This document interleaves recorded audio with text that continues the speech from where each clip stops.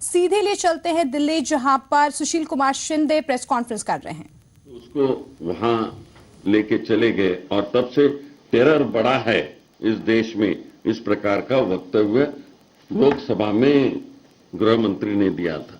मैं आपको याद दिलवाना चाहता हूं कि 99 में 184 जो IC 184 था, वो जब टेरर लोगों ने रोक रखा था और 3 महत्वपूर्ण जो लोग थे, उसमें मौलाना अजहर थे प्रमुख और दूसरे 2, और उनको छोड़ने के लिए दिल्ली से, असल में तो ये जो 2 लोग कश्मीर में थे उनको प्लेन से लाया गया। तब तक हमारे जो फॉरेन मिनिस्टर है वो यहाँ रुके थे। वो लाने के बाद मौलाना अजहर और दूसरे 2 लोग उनको साथ में लेके गए और कंधार में छोड़ दिए।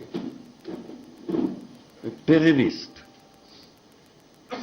और जब से 99 से उनको छोड़ दे दिया, तब से चाहे जैसे मोहम्मद हो या दूसरे संगठन हो, उन पर एक विश्वास आ गया कि हम कुछ भी करें तो भारत, उनके पास कोई ताकत नहीं है, वो छोड़ सकते हैं। उसके बाद हमारे पर हल्ला हो गया,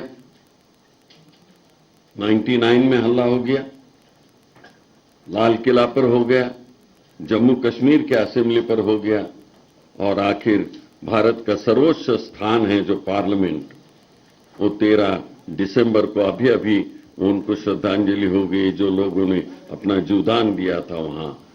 तो वो किस वक्त हो गए थे?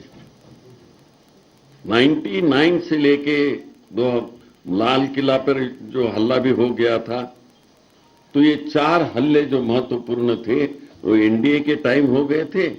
वहां तो कभी हम लोगों ने हिंदू टेरर की बात नहीं की थी।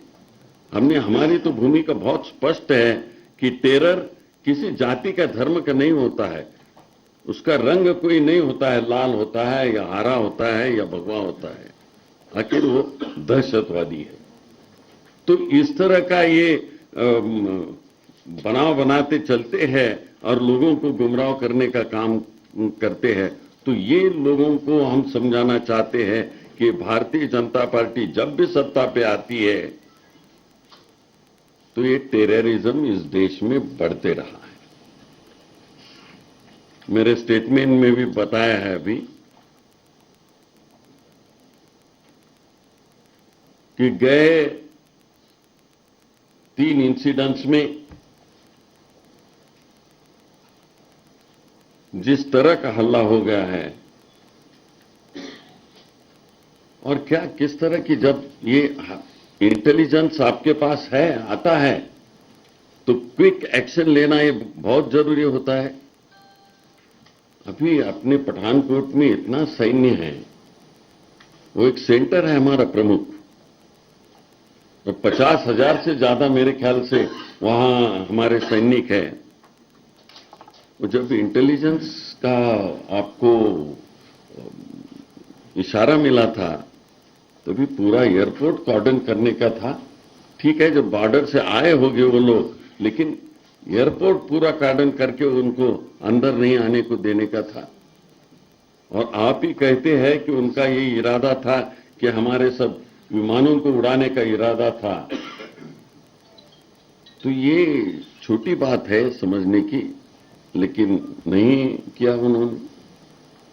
जब कल की बात, बंबई की बात करते थे और दूसरी जयपुर की बात करते थे मोदी जी, कि यूपीए सरकार में के मंत्री जयपुर में बिरयानी खाते थे, और आप वो तो बोलते हैं कि बिना कुछ इशारा देके अब्रप्टली गए पाकिस्तान के सरकार को मिलने के लिए, नवाज शरीफ को।